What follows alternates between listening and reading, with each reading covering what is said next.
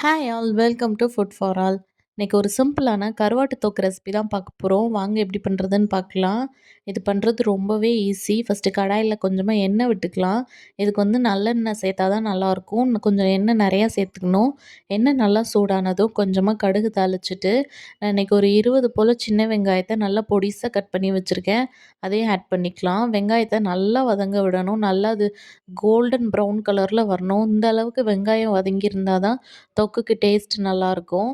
இப்போ இது நல்லா வதங்கினதுக்கப்புறமா நான் இன்றைக்கி 2 தக்காளியை நல்லா பொடிசாக கட் பண்ணி வச்சுருக்கேன். அதையும் ஆட் பண்ணிக்கலாம். வெங்காயம், தக்காளி நல்லா குழஞ்சு வதங்கணும். அப்போ தான் தொக்குக்கு டேஸ்ட்டு சூப்பராக இருக்கும். அந்த கன்சிஸ்டன்சியும் நல்லாயிருக்கும். இப்போ வெங்காயம், தக்காளி நல்லா வதங்குறதுக்காக மூடி போட்டு ஒரு 5 நிமிஷத்துக்கு மூடி வச்சிடலாம்.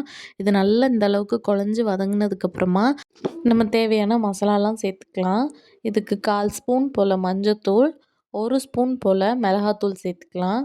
இது கூடவே 1 ஸ்பூன் மல்லித்தூள், கூடவே ஒரு 1/2 ஸ்பூன் போல் ஜீரகத்தூள் சேர்த்துக்கலாம். இவ்வளோ தான் அதுக்கு தேவையான மசாலா. இதை போட்டு நல்லா மசாலா எண்ணெயில் ஃப்ரை ஆனதுக்கப்புறமா நம்ம இன்றைக்கி ஊளிக்கருவாடு எடுத்திருக்கேன் நான். நீங்கள் நெத்திலி கருவாடு இல்லை துண்டு கருவாடு எதுனாலும் சேர்த்து பண்ணலாம். டேஸ்ட்டு சூப்பராக இருக்கும். இதே மெத்தடில் பண்ணலாம். நான் இன்றைக்கி கோழி கருவாடை ஒரு 10 நிமிஷம் தண்ணியில் போட்டுட்டு அதோட முள்ளெல்லாம் எடுத்துட்டு இந்த மாதிரி பிச்சு வச்சுருக்கேன். அதையும் இது கூட ஆட் பண்ணிடலாம்.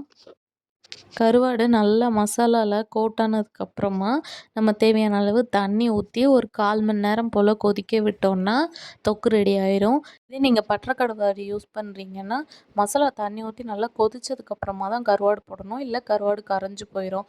இந்த அளவுக்கு தொக்கு நல்லா சுருண்டு வந்ததுக்கப்புறமா இறக்குனீங்கன்னா 2, 3 நாள் கூட நீங்கள் வச்சு சாப்பிட்லாம். சூப்பரான கருவாடு தொக்கு ரெடி. எப்படி இருக்குன்னு செஞ்சு பார்த்துட்டு மறக்காமல் கமெண்ட்ஸில் சொல்லுங்கள். பாய்.